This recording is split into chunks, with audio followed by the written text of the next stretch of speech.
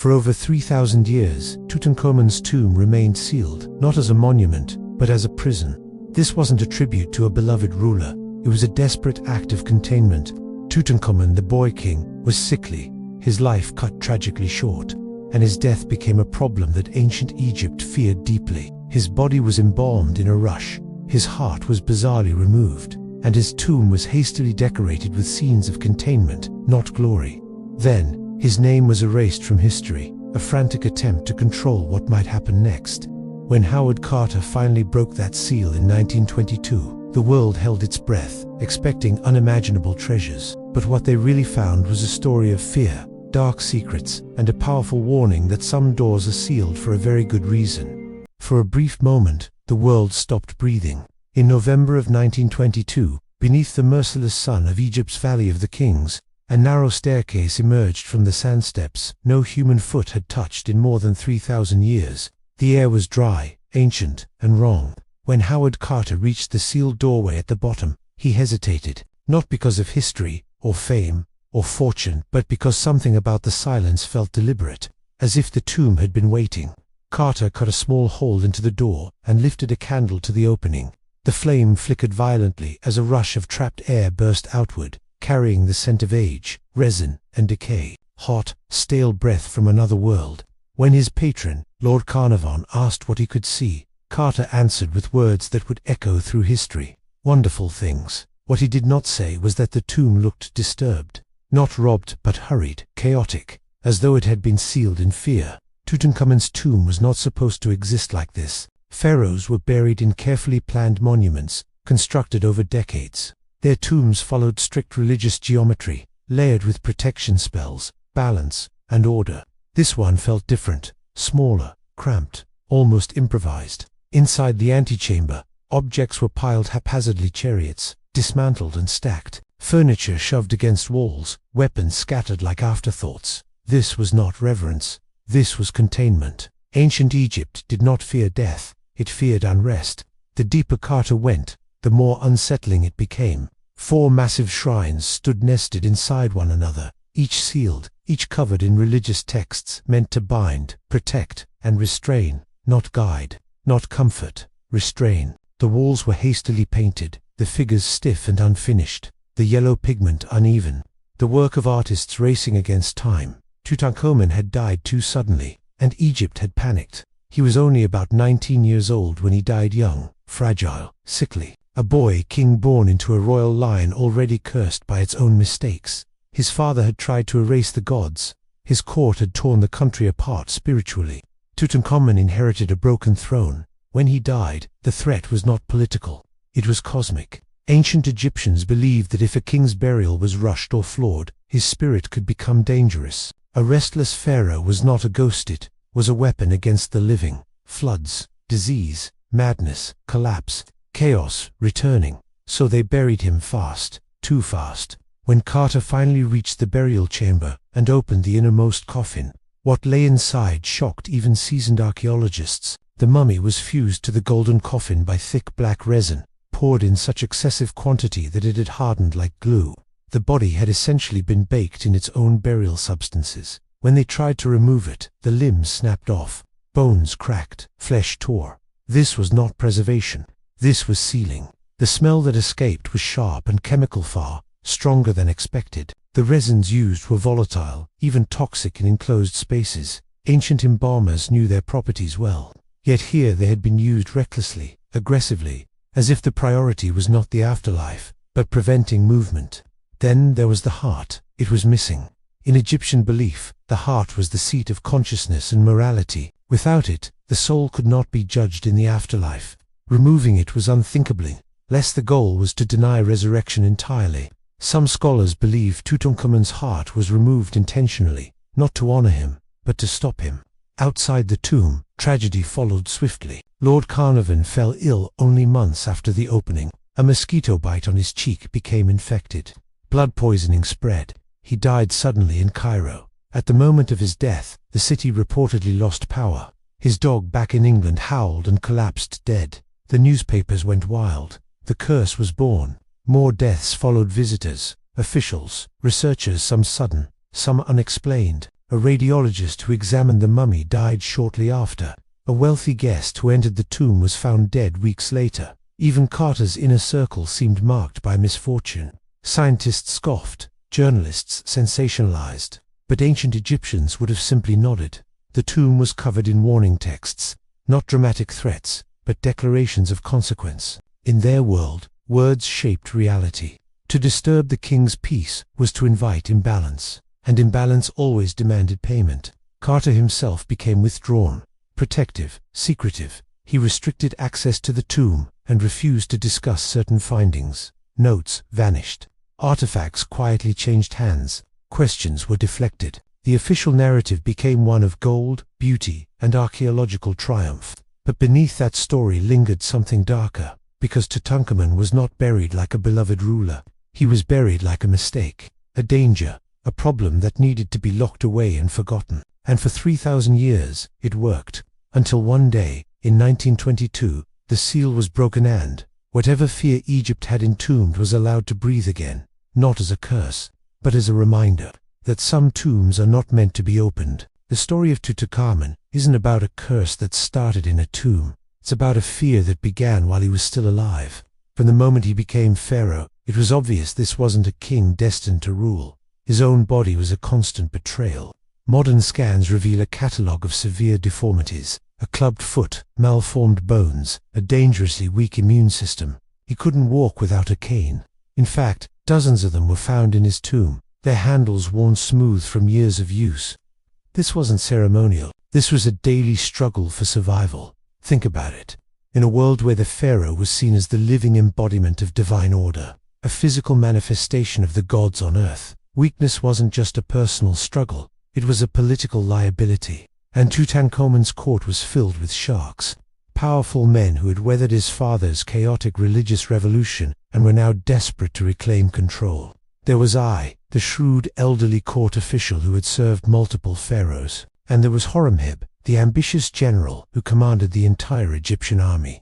Then there were the priests, men who had lost everything under the old regime and now craved revenge, stability, and, most of all, silence.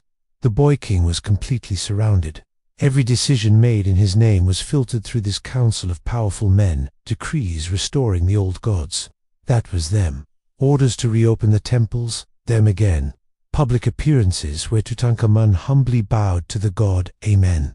All part of their script. The young pharaoh became a living symbol of apology for his father's supposed sins, paraded before the people as proof that balance was finally being restored to the world. But symbols, as we know, can be easily replaced. By his late teens, Tutankhamun was married to his half-sister, Ankhesenamun. Their union was tragic. They had no surviving children. 2 tiny mummified fetuses found in his tomb tell a silent story of repeated loss.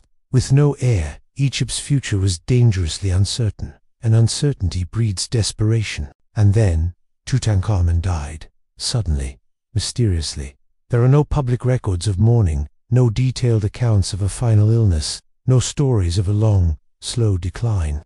Just silence, and a burial that feels incredibly rushed. His body itself raises questions that refuse to rest. CT scans showed a severe fracture in his left leg, an injury so bad it likely became infected. For a healthy person, this might have been treatable. But for a king already weakened by malarias, they found traces of it in his blood. Cliff could have easily been a death sentence. But here's the unsettling part. The fracture happened very close to his time of death. Too close. Some argue it was a tragic accident, maybe a fall from a chariot or a hunting injury. Others, however, believe the injury was deliberately inflicted. For decades, people pointed to damage on his skull as proof of a fatal blow. This has since been reinterpreted as damage caused during the mummification process, but the doubts linger. Ancient Egyptian embalmers were masters of their craft. To perform such sloppy work on a king's body suggests a desperate sense of urgency, not simple carelessness. And then we come to the most disturbing detail of all: his chest. Tutankhamun's ribcage was incomplete. His sternum was missing, and most shocking of all, his heart was gone. The heart, to the ancient Egyptians, was the seat of intelligence and emotion, the key to being judged in the afterlife. Official explanations blame this on more embalming damage, but the pattern is deeply unsettling. The very parts of his body necessary for a successful resurrection in the afterlife were either destroyed or simply removed. If the goal was to ensure his eternal life, the burial was a catastrophic failure. But if the goal was to prevent it, it succeeded perfectly. The political aftermath was swift and telling. Almost immediately after Tutankhamun's death, the old court official, Ai, crowned himself pharaoh. To solidify his claim to the throne, he even married the young widow, Ankhesenamun, but Ai's reign was short. Soon after, the general Horemheb seized power, and one of his first acts was to systematically erase Tutankhamun from history. His name was chiseled off monuments, his statues were torn down, and his memory was buried under the sands of time. This wasn't just neglect, this was an execution. In ancient Egypt, erasing a person's name was an act of spiritual annihilation. Without a name, the soul could not survive in the afterlife. To do this to a pharaoh was to ensure he could never return, never seek justice from the other side. Why would they go to such extreme lengths? Because if Tutankhamun had been murdered, or even just allowed to die, those responsible would have lived in absolute terror of divine retaliation. A wronged pharaoh was the most dangerous enemy imaginable, even from beyond the grave. The ancient Egyptians believed the afterlife wasn't a peaceful slumber. It was an active, judgmental realm, and the spirits of the dead could and would intervene in the world of the living. His burial tells us everything we need to know. The tomb wasn't his. It was a small, borrowed tomb, not at all fit for a king. The paintings on the walls were rushed, the protective spells were defensive in nature, and the amount of resin poured over his mummy was excessive, almost like they were trying to glue him inside his coffin. And his heart, the engine of his soul, was missing. The tomb's entrance was deliberately hidden beneath a pile of rubble. This was not an act of honor. This was damage control. When that tomb was finally sealed, the priests and officials would have breathed a sigh of relief, believing they had contained the threat. The rituals, though flawed, were layered with a kind of spiritual aggression. Coffins, placed within coffins, nested inside shrines, with statues of gods standing guard at every threshold. It wasn't a tomb, it was a prison made of gold, and for 3,000 years it held them until modern men arrived with drills, candles, and a burning curiosity. Now, the curse that supposedly followed the tomb's opening was never consistent enough to satisfy science. Many of the people involved lived long, full lives. Howard Carter himself died peacefully decades later. But fear doesn't need to be perfectly accurate. It just needs good timing. A few deaths clustered together, strange illnesses following visits to the tomb, unexplained accidents that seemed to form a pattern. Human psychology did the rest. Of course, ancient tombs are not sterile environments. Fungal spores, bacteria, and hidden toxins can lie dormant for centuries. Breathing in that ancient, stale air could certainly sicken someone who wasn't prepared. The stress of the discovery would amplify any symptom, and a person's own belief in a curse would shape their perception of events. But that belief was exactly what the ancient Egyptians had engineered into the very fabric of the tomb. Every golden object whispered of consequence. Every painted wall was a silent warning. Every sealed doorway screamed the same message: leave this king alone. Tutankhamun was not a powerful man in life, but in death he became something far more potent. He became an unanswered question, a buried crime scene, a sealed fear. And that is the truly terrifying truth hidden inside his golden tomb. It's not that a curse killed a few men in the 20th century. It's that 3,000 years earlier, the most powerful civilization on Earth was so terrified of a teenage boy they had put on a throne that they rushed to lock him away forever. When his tomb was opened, the world didn't just discover a lost king. It disturbed a dark secret that ancient Egypt had tried very, very hard to forget. What makes Tutankhamun's tomb truly unsettling is not what was found inside it, but what was never finished. Ancient Egyptian tombs were not decoration, they were machinery. Every image, every spell, every ritual scene was meant to activate the afterlife. A tomb completed correctly ensured rebirth, protection, and eternal balance. An unfinished tomb was a spiritual malfunction. Tutankhamun's burial chamber is full of malfunctions. The wall paintings are crude by royal standards. Figures are disproportionate. Paint bleeds outside the lines. There is no depth, no layering, no careful correction. The yellow background normally applied after precise carving was slapped directly onto stone, hiding mistakes beneath speed. This was emergency work. The scenes themselves are wrong. Only one wall shows Tutankhamun interacting with the gods. The others show Eye performing the opening of the mouth ceremony, normally done by a successor to awaken the senses of the dead king. But the ritual is incomplete. Key symbols are missing. The positioning is incorrect. It is as if they wanted the ceremony recorded but not fully executed. In Egyptian belief, images were not symbolic. They were functional. To depict a ritual incorrectly was to weaken it. Why weaken the resurrection of a king? Because resurrection was not always desirable. Tutankhamun's body confirms this fear again and again. The heart, as always, remains the loudest absence. Without the heart, the soul could not be judged by Osiris. Without judgment, there could be no rebirth. Some scholars argue the heart was destroyed accidentally by resin or removed during embalming. But the fact remains, for a king whose entire existence depended on divine continuity, this mistake was catastrophic, unless it was intentional.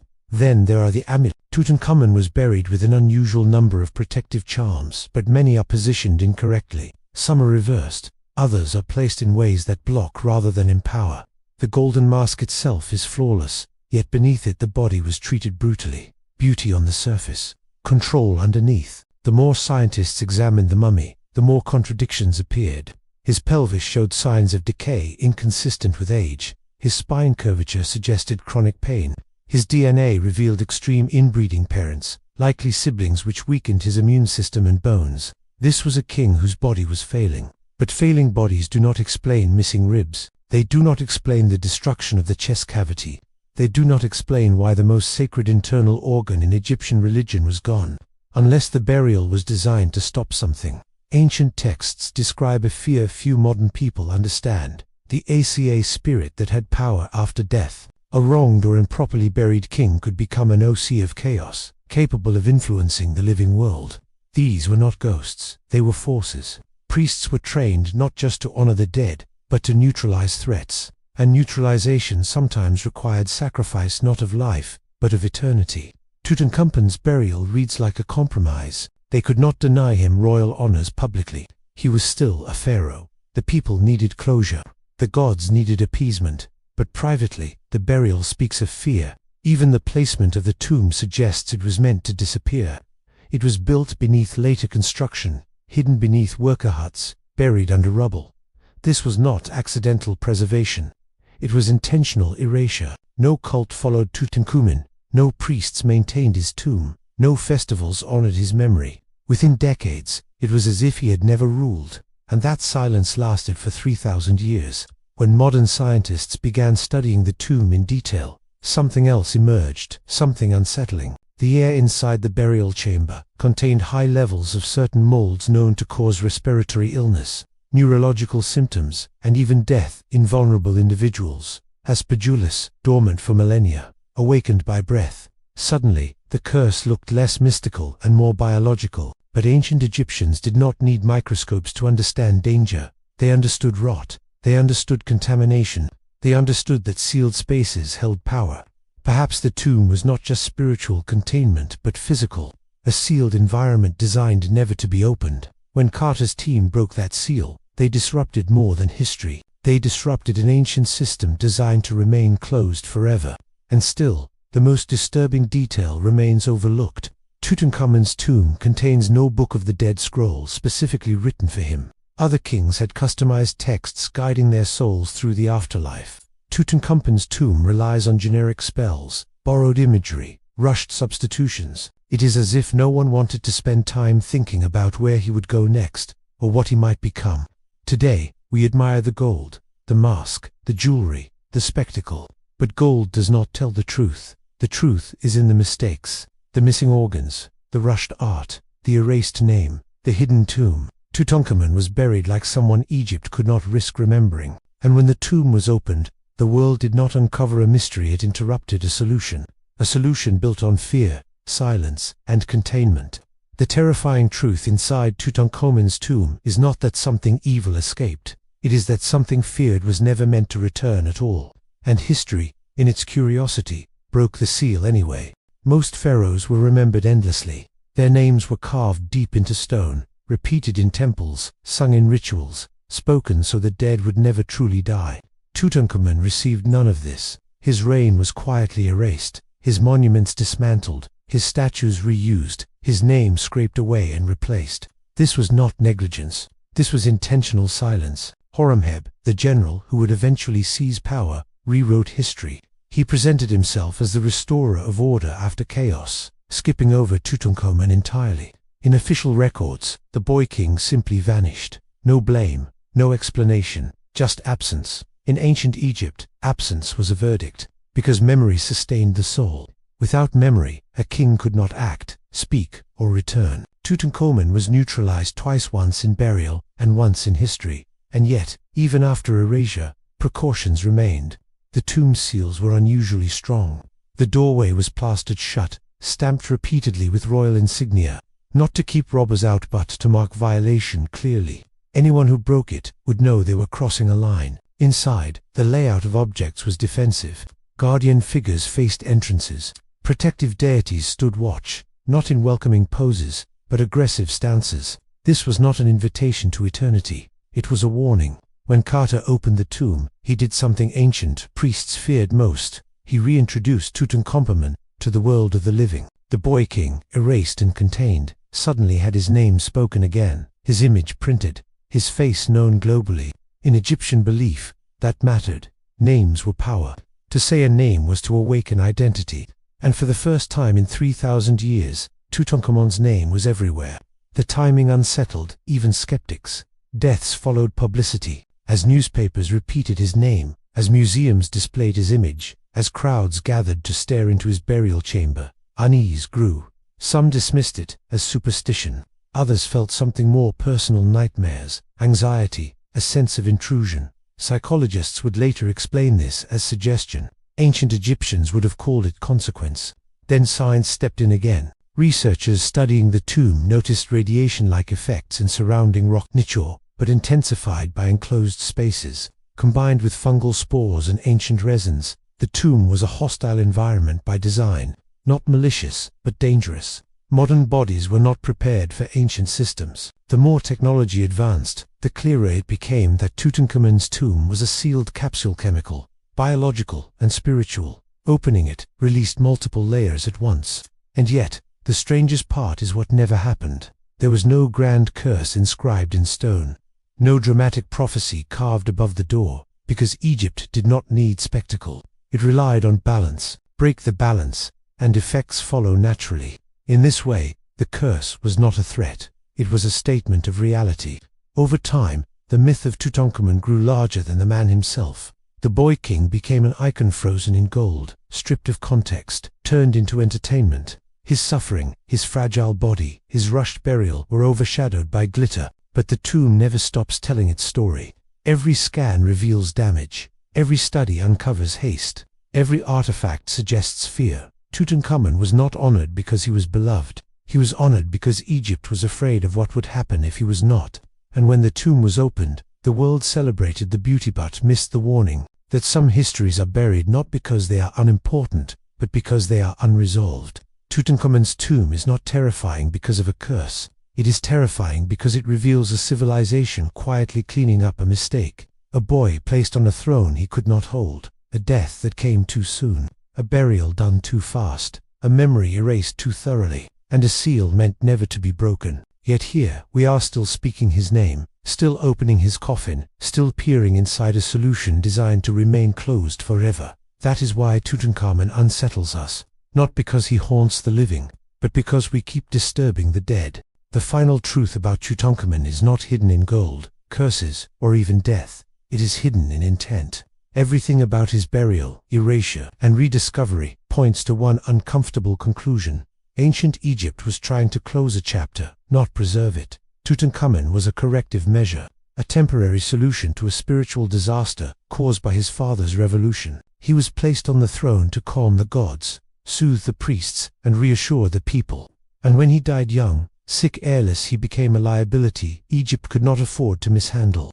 So they did what powerful systems always do when something goes wrong. They minimized it. They rushed the burial to stabilize the country. They buried him in a tomb not meant for him. They performed enough ritual to satisfy the public and the gods, but not enough to risk consequences.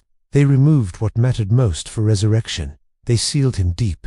Then they erased his name. From Egypt's perspective, the problem was solved. For 3,000 years, it stayed that way, until modern curiosity reopened it. What we call the discovery of Tutankhamun was, in ancient terms, a reactivation. His name returned to the world. His image spread globally. His story, once silenced, was told again and again. And with that came unease.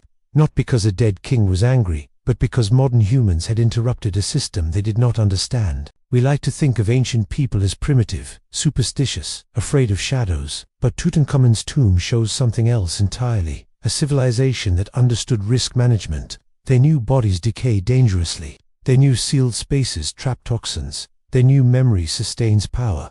They knew unfinished rituals create instability. Their solution was containment. The modern world mistook that containment for mystery.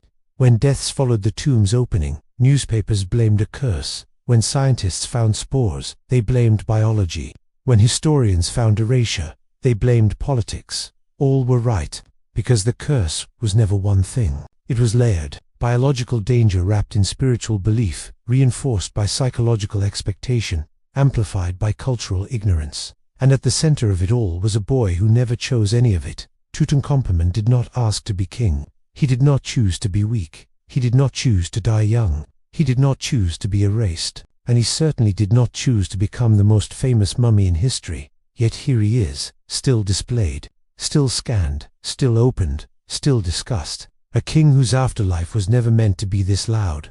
Ancient Egyptians believed eternal peace required closure. Tutankhamun never received it. First his life was cut short, then his burial was compromised, then his memory was destroyed, and finally his tomb was opened and exposed to a world that does not believe in restraint. That is the real terror. Not that something ancient followed us out of the tomb, but that we followed something ancient out of its silence. Tutankhamun's tomb was not a celebration of death. It was an emergency response to it, a controlled shutdown, a final attempt to restore balance after chaos, and modern history undid it in the name of discovery. So when people ask what the terrifying truth inside Tutankhamun's tomb really is, the answer is simple and deeply uncomfortable. It proves that some knowledge was buried, not because it was lost, but because it was dangerous to keep alive, and once uncovered, it can never be sealed again. Even now, nearly a century after his tomb was opened, Tutankhamun refuses to settle into the past. Museums still argue over how much of him should be shown. Scientists debate whether his body should be scanned, sampled, and exposed again. And Egypt itself struggles with the question of ownership, not just of artifacts, but of the silence that once surrounded him. Every time Tutankhamun is moved, studied, or displayed, a strange unease returns. Something about this king resists closure. Modern science tried to finish what ancient Egypt left unresolved. CT scanners replaced priestly rituals. DNA analysis took the place of prayers. Researchers believed that by explaining everything his illnesses, his death, his burial, the mystery would finally disappear. But instead, it deepened. The more data we gathered, the clearer it became that Tutankhamun wasn't simply unlucky. He was the product of a system collapsing inward. Generations of royal inbreeding had weakened him physically. Intense political pressure had isolated him emotionally. Religious conflict had turned his very existence into a symbol, rather than a life. He was never allowed to be ordinary. Even his body wasn't allowed to decay naturally. The embalmers used methods so extreme that they were destructive. Oils and resins were poured in such excess that they sparked a chemical reaction, literally cooking his body, scorching his flesh, and blackening his bones. This wasn't ignorance. The Egyptians knew these substances well, which raises a question modern experts still seem to avoid. Why take such a risk? Maybe because sometimes preservation is less important than permanence. A body that is fused to its coffin cannot rise. A spirit denied its heart cannot face judgment in the afterlife. A name that's been erased cannot act in the world of the living. Every step taken during his burial seemed designed to reduce possibility. When Tutankhamun's mummy was finally removed from its coffin in the modern era, it did not look peaceful. The limbs were detached. The torso was fragmented. The body resembled a piece of evidence more than a king.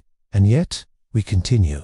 High-resolution scans, facial reconstructions, virtual unwrappings. Each new technique is presented as education, progress, or simple curiosity. But curiosity has a cost. Ancient Egyptians believed that disturbing the dead created an imbalance in the world. Modern psychology agrees, but in a different way. Repeated exposure to death, especially when it's framed as a spectacle, changes how a society processes its own mortality. Tutankhamun became less of a person and more of an object, a brand. His gold mask is on posters, replicas of his treasures are in gift shops. His face is reproduced endlessly, completely detached from the fear and reverence that once surrounded it. The irony is brutal. The one king that ancient Egypt tried its hardest to forget became the one king the modern world refuses to stop looking at. And still, there are questions that science can't fully answer. Why was his tomb so well hidden compared to others? Why were no maintenance rituals performed for him in the years after his death? Why were his successors so eager to erase his name from history? Why does his burial show signs of both great honor and extreme restraint? These contradictions shouldn't exist, side by side, unless fear was involved. Not a fear of the supernatural, but a fear of consequence. In many ways, Tutankhamun's tomb mirrors how powerful institutions handle a major failure. They don't destroy the evidence completely, but they don't preserve it fully either. They seal it, minimize it, and move on. That is exactly what ancient Egypt did. And when we opened that tomb, we disrupted that process. This is why the story still feels so unfinished. Not because Tutankhamun wants revenge, but because his story was never meant to continue. He was supposed to vanish quietly, absorbed back into a restored social order. His death was meant to stabilize the gods. His erasure from history was meant to stabilize the kingdom. His sealed tomb was meant to stabilize memory itself. Instead, everything reversed. The gods became artifacts. History became entertainment. Memory became a global obsession, and Tutankhamun became immortal in the loudest way possible. There is one final detail that hangs over everything. When ancient Egyptians feared a dangerous spirit, they didn't always destroy it. Destruction could release chaos. Instead, they contained it. They sealed it away, isolated it, surrounded it with warnings, and then they left it alone. That is exactly how Tutankhamun was treated, which suggests his tomb wasn't just a monument, it was a boundary, and boundaries exist for a reason. We crossed it, not with malice, but with confidence. The confidence that modern knowledge is superior to ancient caution. The belief that science replaces faith. The idea that our curiosity justifies any intrusion. Yet even now, no one can agree on what should happen next. Should his body be reburied? Should it remain on display? Should the scientific scanning finally stop? Should the tomb be closed permanently? The disagreement itself is telling. Tutankhamun still disrupts order, not through curses, or death, or vengeance, but through his unresolved presence. He no longer belongs fully to the past, but he was never meant for our present. That is why his tomb remains so unsettling, because it forces us to confront a truth we rarely admit. Sometimes, the people who came before us knew exactly what they were doing when they buried something and walked away. And sometimes, the most dangerous act isn't violence. It's reopening what was already sealed. Thanks for watching. If you find these kinds of historical deep dives interesting, even after nearly a century, Tutankhamun refuses to settle into history the way other kings do. His tomb, once sealed in fear, now stands as a lesson in the consequences of curiosity. Every golden statue, every jeweled amulet, every hastily painted wall is a record not just of a boy king, but of a civilization desperately trying to contain what it could not control. Ancient Egyptians understood something we rarely admit. Not every secret should be disturbed. Not every death should be reopened. Not every past mistake should be examined under the microscope of modern eyes. Carter and his team believed they were uncovering history. In some ways, they were. But they also broke the silence. They forced Tutankhamun's story into the present, stripping it of its intended boundaries. The boy king was not meant to be immortal in photographs, scans, and documentaries. He was meant to vanish quietly, his absence, a warning that failure, illness, and death could destabilize even the greatest empire.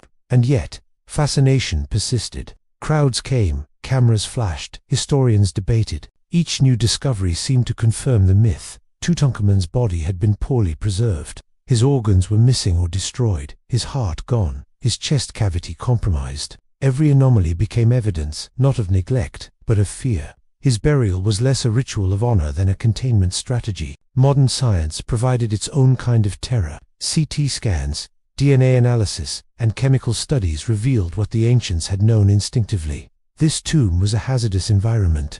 Molds and resins could sicken those unprepared. Volatile compounds lingered in sealed air for millennia. The tomb had been a physical as well as spiritual trap. Humans were not meant to disturb it, and yet they did. Tutankhamun's fame today masks the real story. We see gold, masks, and jewelry. We see a triumph of archaeology. But beneath the glitter is a chilling truth. A young life destroyed by circumstance. A civilization terrified of its own consequences. And a tomb engineered not for glory, but for containment. Every crack in the wall, every reversed amulet, every incomplete painting speaks of anxiety. Every choice made by the embalmers, priests, and advisors reflects fear. Perhaps that is the most unsettling part. Not the deaths that followed the tomb's opening. Not the myths of curses. Not even the fragments of the body that survived. It is the realization that fear can shape history just as power does. That a boy's death could ripple across millennia. That even now, the world cannot leave him alone. Tutankhamun was never meant to be admired. He was meant to be forgotten. Every display case, every museum, every scholarly paper is an act of intrusion. Every replica, every article, every photograph is a reminder that modern humans rarely respect boundaries, even when those boundaries were created by a civilization far wiser about consequences than we like to admit.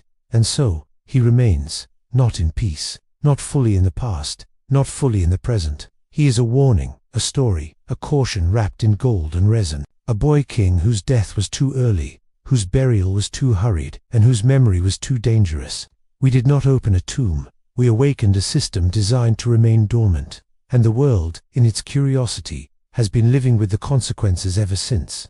The terrifying truth is simple. Tutankhamun is still here, not because he haunts the living, but because we refuse to let him rest. Even today, the shadow of Tutankhamun's tomb lingers over those who study it. It is not just gold, not just jewel-encrusted artifacts, not just the boy king himself. It is the accumulation of human fear, ritual precision, and ancient understanding of danger. For the ancient Egyptians, death was not an ending, it was a continuation. And they knew that continuation could be a threat if handled incorrectly. Every misstep, every rushed ritual, every missing organ created instability. When Howard Carter entered the tomb, he broke that careful balance. He released not a curse, but a story of caution ignored. Those who followed him were captivated by gold, by fame, by knowledge. Few paused to consider the original purpose of the tomb: containment. Tutankhamun was a hazard sealed in time, not a treasure meant for display. The more experts examined him, the more evidence of fear emerged. His spine, curved and fragile, told of chronic pain. His limbs, malformed and weak, reflected generations of inbreeding and royal isolation. His heart and sternum were absent, denying him proper passage in the afterlife. And yet, the golden mask gave the illusion of perfection, a striking metaphor for the burial itself. Surface beauty concealing inner terror. Even the layout of the tomb confirmed anxiety. Shrines were nested within shrines, coffins within coffins, each layer designed to delay intrusion. Guardian figures faced entrances not in welcoming gestures but with threat and authority. Weapons, knives, and ceremonial arms were strategically placed not for ritual, but as deterrence. The tomb functioned like a vault built to contain a dangerous energy. Modern science only amplified the unease. Fungal spores, dormant for millennia, filled the sealed air. Toxic resins emitted volatile compounds when disturbed. The tomb became a biological trap as well as a spiritual one. Those who entered faced not just the weight of history, but the physical hazards carefully engineered by embalmers and priests. Ancient knowledge had created a space humans were not meant to inhabit. The boy king's story is inseparable from these facts. Tutankhamun's life was fragile, his death premature, his burial rushed, his memory erased. And yet, in breaking the seal, modern humans forced him into life, again not as a living ruler, but as a legend. Death's misfortune and unexplained illness followed those connected with the tomb in its early days of discovery, reinforcing the myth of the curse. But the real fear lies not in superstition, it lies in understanding the meticulous caution of the ancient world. This was not magic, it was systems thinking, applied to mortality. The Egyptians understood that a body, a name, a memory, and a tomb interact in ways modern science cannot fully replicate. Every time the world photographs him, scans him, or reconstructs his face, the the imbalance grows. We admire, study, and display, but the original equilibrium is impossible to restore. Tutankhamun is caught between worlds, the boy king who should have disappeared, and the immortal symbol we refuse to let vanish, and therein lies the enduring horror, not the curse, not the fame, not even the desecration of a tomb, but the knowledge that we are living with consequences we do not fully understand, that ancient fear, rational and precise, was real, and that, in opening the tomb, modern humanity has repeatedly disrupted systems that were never meant to be disrupted. The tomb is no longer silent. It speaks not in words we can hear, but in warnings we can feel, in unease, in fascination, in obsession. Every photograph, every scan, every display case is another layer of intrusion. Every human who peers into the golden death mask participates in a ritual of disturbance that echoes 3,000 years back. The terrifying truth is this: Tutankhamun was sealed, not as a spectacle, but as a solution we ignored, a system we broke, and a warning we continue to violate. Even after all this time, Tutankhamun refuses to settle into history the way other pharaohs do. The tomb, though uncovered, has never been opened in the way the ancient Egyptians intended. They sealed not just a body, but a problema, fragile boy, a flawed dynasty, a civilization attempting to stabilize itself. Every layer of gold, every nested shrine, every guardian figure served one purpose: containment. The fear was practical, not mythical. They understood the consequences of failure. They understood that a king who died too young, buried too hastily, with the wrong rituals, could unsettle more than just the spiritual order. It could destabilize reality itself, at least as they perceived it. Modern humans, confident in science and curiosity, ignored all of this. We entered the tomb, catalogued the artifacts, scanned the mummy, and reconstructed his face, oblivious to the caution embedded in every choice the Egyptians made.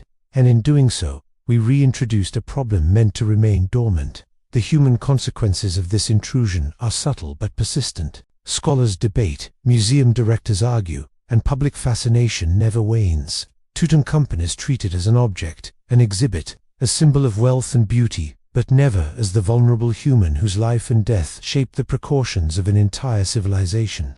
We have forgotten the fear that created the tomb, even as we marvel at what it contains. Yet the tomb itself tells the truth, if we are willing to see it. The crude wall paintings speak of haste and anxiety. The missing heart, crushed chest, and fragmented body speak of deliberate containment. The nested shrines speak of layers of protection meant to keep the boy king and his potential power in check. And the very act of erasure Horemheb removing Tutankhamun's name from monuments, destroying his legacy, speaks of the terror that a fragile child could bring chaos, even after death. It is this duality that defines Tutankhamun's horror. On the surface, we see gold, jewels, and artistry. Beneath it, there is fear, miscalculation, and containment. Every visitor, every researcher, every photograph continues the disruption of that careful balance. Perhaps that is why fascination turns to unease. The tomb is not just a historical site, it is a system. Disturb it, and consequences emerge not necessarily as curses or death, but as persistent disruption of human perception and understanding. Every time we study the mummy, we violate the boundary established thousands of years ago. Every display, every replica, every reconstruction pulls the boy king back into a world where he was never meant to be. And yet, there is no going back. We cannot reseal the tomb. We cannot erase the knowledge we have gained. We cannot unsee what we have seen, unlearn what we have learned. Tutankhamun has become immortal not in the way the Egyptians imagined, but in a modern sense, as a symbol of human curiosity, ambition, and disregard for boundaries. The terrifying truth is that Tutankhamun's tomb was never a celebration. It was a containment strategy, a warning, and a record of fear meticulously executed by a civilization that understood mortality and risk far better than we do. And when modern humans broke the seal, we stepped into a system designed not to welcome us. The boy king remains caught between worlds, dead, yet visible, silenced, yet vocal, forgotten, yet endlessly famous. He exists as a warning that some knowledge, some history, some fear was meant to remain buried, and that even the most well-intentioned intrusion can disrupt ancient equilibrium in ways we cannot predict. For centuries, the story of Tutankhamun has been shrouded in mystery and fear, dominated by the chilling legend of a pharaoh's curse. We've all heard the tales: untimely deaths, strange accidents, and a wave of misfortune that supposedly befell anyone who dared to disturb the boy king's eternal rest. But what if I told you the real story isn't about a supernatural curse at all? What if the truth is far more profound, a deliberate message echoing through millennia, a warning not from the gods, but from the king himself? Today, we're going to peel back the layers of myth and superstition to uncover the real meaning behind the so-called curse of Tutankhamun. This isn't a story about vengeful spirits. It's a story about human nature, the fear of consequence, and a desperate plea for respect from a king who wanted nothing more than to be left in peace. To understand this, we need to go back to ancient Egypt. For the pharaoh's death wasn't an end, it was a transition. The tomb was a vessel, a meticulously crafted gateway to the afterlife. It was filled with everything the deceased would need to navigate the treacherous journey and live eternally in the field of reeds. Their bodies were preserved with incredible care, their names inscribed everywhere, because to speak a name was to make the person live again. Immortality was the ultimate goal, and the tomb was its guarantee. Robbing a tomb, therefore, was not just theft, it was an act of profound desecration. It was soul murder. It condemned the pharaoh to oblivion, a fate far worse than death. The ancient Egyptians knew this, and they feared it. So, how did they protect their eternal homes? They used a combination of clever architecture, hidden entrances, and something we've come to interpret as curses. Let's look at the inscription found at the entrance to Tutankhamun's tomb. The popular version, the one that sells newspapers and movie tickets, reads something like, "Death shall come on swift wings to him who disturbs the peace of the king." It sounds terrifying, doesn't it? But here's the thing. That exact inscription was never found in Tutankhamun's tomb. It's a sensationalized fabrication, a product of early 20th century media frenzy. The real inscriptions were far more nuanced. One of the texts found on a clay tablet in the antechamber actually said, "I am the one who prevents the sand from blocking the secret chamber. I am here for the protection of the deceased." This isn't a curse, it's a statement of purpose, a protective ward. Other inscriptions were more direct. One found on a statue of Anubis read, "It is I who hindered the sand from choking the secret chamber. I am for the protection of the deceased." These messages weren't aimed at a 20th century archaeologist with an electric torch. They were aimed at ancient Egyptian tomb robbers, people who shared the same belief system. Think of it like this. If you put a sign on your gate that says "Beware of dog," you're not casting a magic spell. You're creating a psychological deterrent. You're warning of a tangible, believable consequence. For an ancient Egyptian, the consequence of disturbing a pharaoh was divine retribution and eternal damnation. The curses were religious warnings, designed to play on the deeply ingrained fears and beliefs of their own people. They were the spiritual equivalent of a high-tech security system. So where did the story of the deadly curse come from? It all started with the death of Lord Carnarvon, the financial backer of Howard Carter's expedition. Just a few months after the tomb was opened in 1922, Carnarvon died in Cairo. The cause, an infected mosquito bite. A perfectly ordinary, if tragic, event in the 1920s. But the media, hungry for a sensational story, saw an opportunity. They connected his death to the tomb's opening, and the legend of the curse was born. Suddenly, every subsequent death, illness, or misfortune connected even loosely to the expedition team was attributed to the pharaoh's wrath. Let's look at the facts. Howard Carter, the man who actually breached the tomb and spent a decade cataloging its contents, lived for another 17 years, dying at the age of 64 from lymphoma. Lord Carnarvon's daughter, Lady Evelyn Herbert, one of the first people to enter the burial chamber, lived to be 78. An American archaeologist who was present at the opening lived to be 87, when scientists actually studied the mortality rates of the 25 Westerners present when the tomb was opened. They found no statistically significant difference compared to the general population. Most lived long, full lives. The curse was a media-fueled myth, but there might be a scientific explanation for some of the illnesses. A tomb sealed for over 3,000 years is a perfect incubator for mold and bacteria. Some researchers have suggested that ancient pathogens, like certain species of Aspergillus fungus, could have been present in the tomb. When the seal was broken, these dormant spores would have been released into the air. Inhaling them could potentially cause respiratory infections or allergic reactions, especially in someone with a weakened immune system, like Lord Carnarvon, who had been in a serious car accident years earlier. So, the curse might not have been supernatural, but biological. a natural consequence of opening a very, very old, sealed box. This brings us to the core of the issue. The story of Tutankhamun's tomb isn't about a curse, it's about consequences. The Egyptians understood that actions have consequences. Desecrating a sacred space would bring about a negative outcome, whether from the gods, from society, or from the natural world itself. The inscriptions were a warning about this principle. And what did Tutankhamun himself want? He was a young king, thrust onto the throne during a period of immense religious turmoil. His father, Akhenaten, had appended centuries of tradition by enforcing the worship of a single sun god, the Aten. When Tutankhamun took power, he restored the old gods, bringing back balance and stability. His name itself, Tutankhamun, means living image of Amun, a clear rejection of his father's revolution.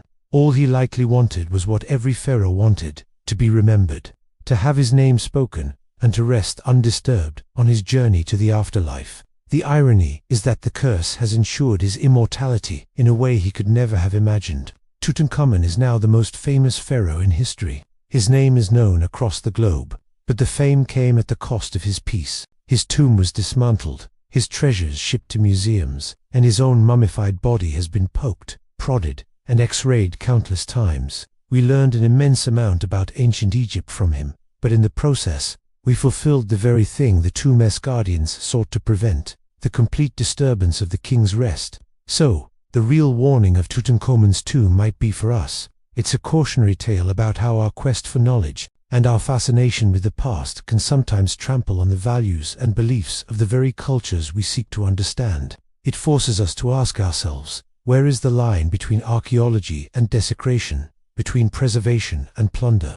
The ancient Egyptians believed that to disturb the dead was to risk your own soul. Perhaps the modern curse is the ethical dilemma we are left with, the heavy weight of consequence that comes with unearthing someone's final resting place. The story of the curse is exciting, but the reality is so much more compelling. It's a story of faith, fear, science, and the collision of two vastly different worlds. It's a reminder that the past is not just a collection of artifacts in a museum. It was a living, breathing world, filled with people who had their own hopes, fears, and profound beliefs about life, death, and eternity. And Tutankhamun, the boy king, simply wanted his to last forever. Perhaps the best way we can honor him now is not by fearing a fictional curse, but by respecting his true legacy and the profound humanity behind his plea for eternal peace. Thank you so much for watching. If you enjoyed this journey into the real story of Tutankhamun, don't forget to like this video, subscribe to the channel, and hit that notification bell so you don't miss our next deep dive into history. What are your thoughts on the curse? Let me know in the comments below. See you next time.